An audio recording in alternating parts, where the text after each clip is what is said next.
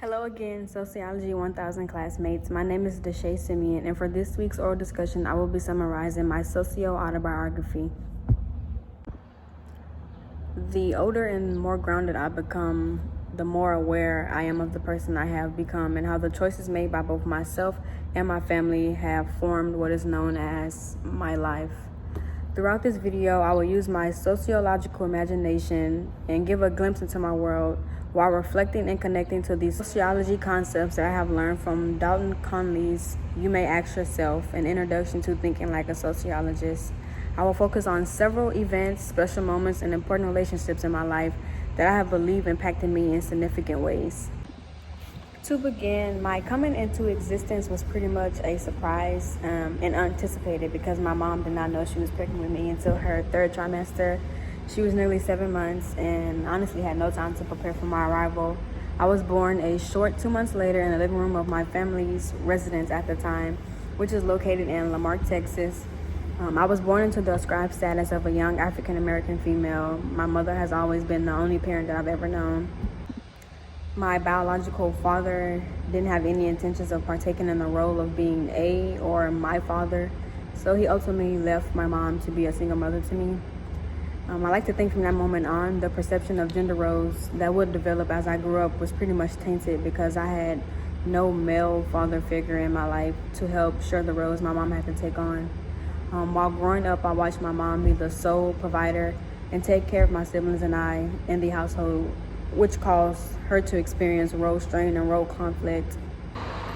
The code of domesticity did not exist in our household because my mom strived day in and day out to make ends meet as a proletariat to keep us buoyant in the middle class system.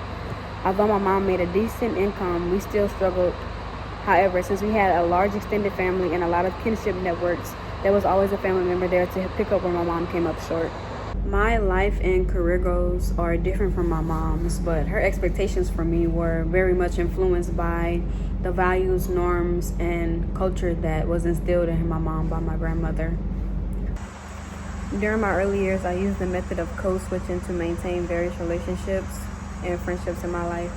I lived in an area that consisted of predominantly white people, so they did not share the same culture or experiences as me, so they generally didn't understand the Ebonics that I spoke fluently with my family at home. Despite that, I was still able to make social networks and strengthen my early ties. In school, I was always known as one of the smartest out the entire student population and a great scholar. My mom always instilled in me that your education was enormously important because knowledge is something that not anyone in the entire world can take from you. I have always seen myself as an innovator. I was always eager to reach new goals, even if it wasn't the way that everybody else reached their goals.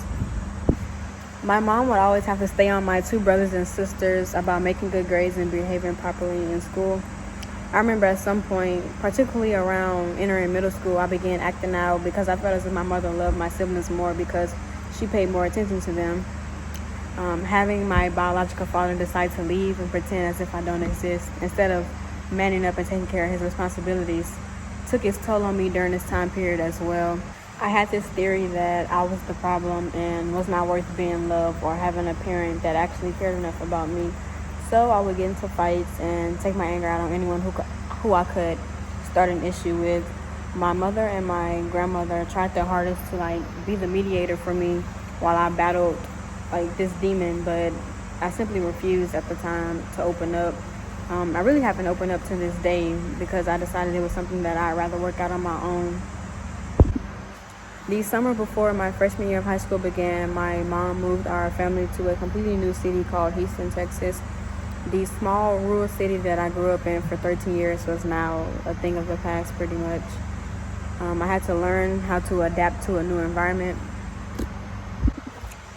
The neighborhood that we moved to was a gated community, but unfortunately the high school that my mother wanted us to attend did not allow my siblings or I to register because we resided just outside the school zone. So we ended up being zoned to an inner city high school 20 minutes away from our home that was located in a neighborhood that was filled with a lot of street crime. Upon graduating from high school, I entered the United States Army a year later and took up the profession of a human resource specialist. Joining the military was not in my plan, but since I was unable to go to college due to unforeseen complications, being the innovator that I am, I decided to enlist so my higher education could be paid for and will not cost me a thing besides serving out a contract. The Army's hierarchy and structure reinforced and further instilled society's views of conformity through rules and regulations. Protocols such as the military chain of command allowed me to mature and change my very sheltered views of society. My new travels, endeavors, and encounters throughout the world during my short time in the military has been opening my eyes to the gender, religious, and racial discrimination people encounter. Being deployed now to a foreign country, the locals here are probably experiencing culture shock because they're not used to seeing foreign uniform personnel in their home country. Everywhere I go, they stop and stare, even if I am out of uniform, because they're not used to seeing a black African American female with different hair and skin color from them. Once I finish my contract and get discharged from the military, I plan to return to my home state and attend University of Texas, Austin, or University of Houston's law school using the post 9/11 GI Bill. I am currently not married, but I am definitely looking forward to having a monogamous relationship with my life partner sometime in the future.